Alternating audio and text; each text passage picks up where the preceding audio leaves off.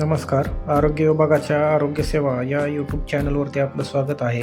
या व्हिडिओमध्ये आज आपण नवीन गरोदर मातेचं रजिस्ट्रेशन कशा प्रकारे करायचं ते पाहणार आहोत. त्यासाठी आपल्याला RCHच्या वेबसाईटवरती जाऊन लॉग इन करायचं आहे.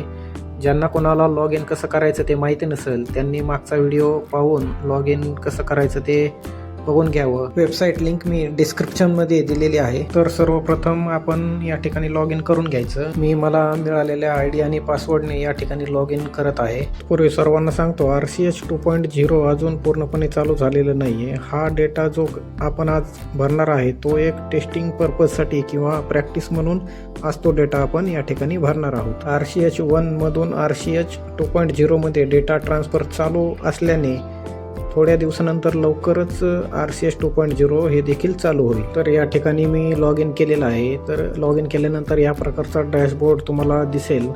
या ठिकाणी डाव्या बाजूला बेनिफिशरी ऑप्शन तुम्हाला दिसेल. त्या ऑप्शनवरती गेल्यानंतर तुम्हाला उजव्या बाजूला ॲड बेनिफिशरी हे ऑप्शन दिसेल. या ऑप्शनवरती जाऊन तुम्हाला फिमेल या ऑप्शनला निवडायचं आहे. तुम्हाला मी आधीच्या व्हिडिओमध्ये सांगितलं होतं की ANCचं रजिस्ट्रेशन आपण 4 प्रकारे करू शकतो. एक आभा नंबर, आधार कार्ड, मोबाईल नंबर आणि टेम्पररी रजिस्ट्रेशन. आता डेटा एंट्री ही प्रॅक्टिससाठी चालू असल्याने पहिल्या 3ही ऑप्शनना आपल्याला डेटा एंट्री करता येणार नाही.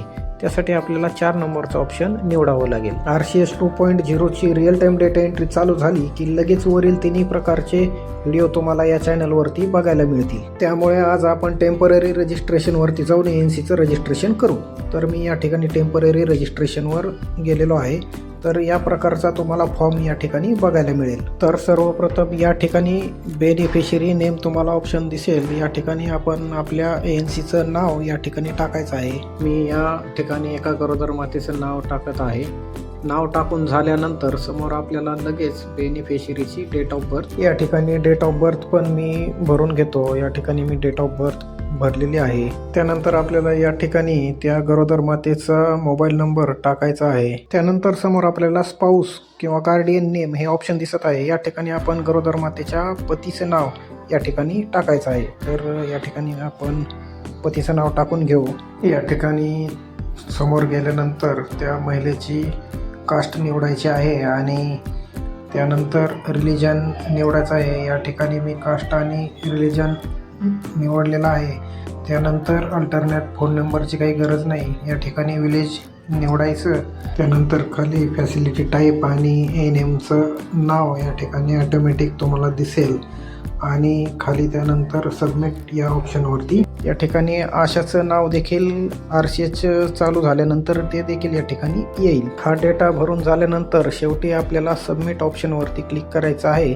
सबमिट ऑप्शनवरती क्लिक केल्यानंतर या ठिकाणी एक कन्सेंट फॉर्म तुम्हाला दिसेल. या ठिकाणी सिलेक्ट ऑल वरती क्लिक करून आपण सबमिट म्हणायचं आहे. त्यानंतर तुम्हाला बेनिफिशरी क्रिएटेड सक्सेसफुली असा मेसेजवरती आलेला दिसेल. म्हणजे आपल्या बेनिफिशरीचं रजिस्ट्रेशन या ठिकाणी पूर्ण झालेलं आहे. त्या गरोदर मातेचं नाव तर आपण नोंदलं, पण या ठिकाणी आपल्याला त्या गरोदर मातेला प्रेग्नेंट म्हणून दाखवायचं आहे.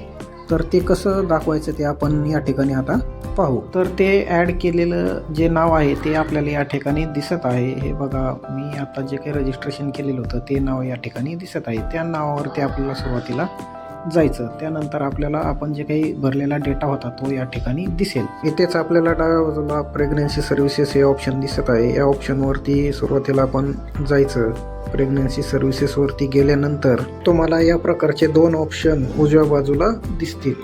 तर यामध्ये ॲड प्रेग्नन्सी हे ऑप्शनवरती आपल्याला जायचं आहे. तर या ठिकाणी तुम्हाला 3 ऑप्शन येतील, पॉझिटिव्ह, निगेटिव्ह, नॉट डन. तर या ठिकाणी आपल्याला पॉझिटिव्ह हे ऑप्शन निवडायचं आणि सबमिट या ऑप्शनवरती क्लिक करायचं. सबमिट केल्यानंतर या प्रकारचा फॉर्म या ठिकाणी आपल्याला बघायला मिळेल. या ठिकाणी आपल्याला डेट ऑफ रजिस्ट्रेशन हे ऑप्शन बघायला मिळेल. या ठिकाणी आपल्याला त्या गरोदर मातेची नोंदणीची तारीख या ठिकाणी टाकायची आहे. नोंदणीची तारीख आपल्याला 1 महिन्याच्या आतीलच टाकता येईल. त्यामुळे जे काही तुम्ही नोंदणी करणार आहेत यापुढे ANC 1 महिन्याच्या आत लवकरात लवकर तिला RCH 2.0 मध्ये नोंदवायला पाहिजे. त्यानंतर समोर तुम्हाला LMPचं ऑप्शन दिसेल. या ठिकाणी त्या गरोदर मातेची LMPची तारीख तुम्हाला टाकायची आहे.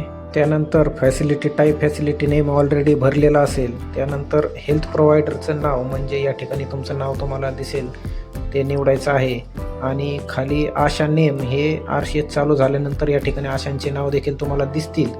त्यानंतर समोरचा ऑप्शन आहे इज दिस फर्स्ट प्रेग्नन्सी, म्हणजे ही त्या महिलेची पहिलीच प्रेग्नन्सी आहे का, ते असेल तर यस, नसेल तर नाही आणि पुढे जाऊन सबमिट या ऑप्शनवरती क्लिक करायचं. एवढं झाल्यानंतर आपल्या गरोदर मातेची नोंदणी या ठिकाणी सक्सेसफुली झालेली दिसत आहे आणि तिची माहिती देखील या ठिकाणी दिसत आहे. तर या ठिकाणी तुम्हाला NC1 आणि NC2 हे मिस्ड म्हणून असं ऑप्शन दिसत आहे. त्याचं कारण असं की आपण ANCची नोंद उशिरा केलेली आहे, म्हणजे LMP पाहिली तर 8/5/25 आणि रजिस्ट्रेशन 13/11/25, म्हणजे तिची 12 आठवड्याच्या आत नोंद झालेली नाही.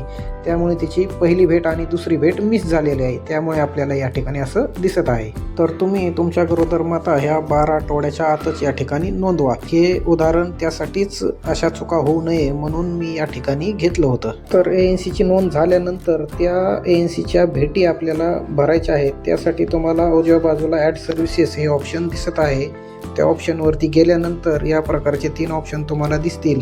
त्यामध्ये पहिल्या नंबरचं ANC ऑप्शनवरती आपल्याला जायचं आहे. त्यामध्ये आपल्याला या प्रकारचे 6 ऑप्शन दिसतील. या 6 ऑप्शनमध्ये डेटा कसा भरायचा हे आपण पुढील व्हिडिओमध्ये पाहू. व्हिडिओ आवडला असेल तर या चॅनलला सबस्क्राईब करा आणि या व्हिडिओला शेअर करा. धन्यवाद.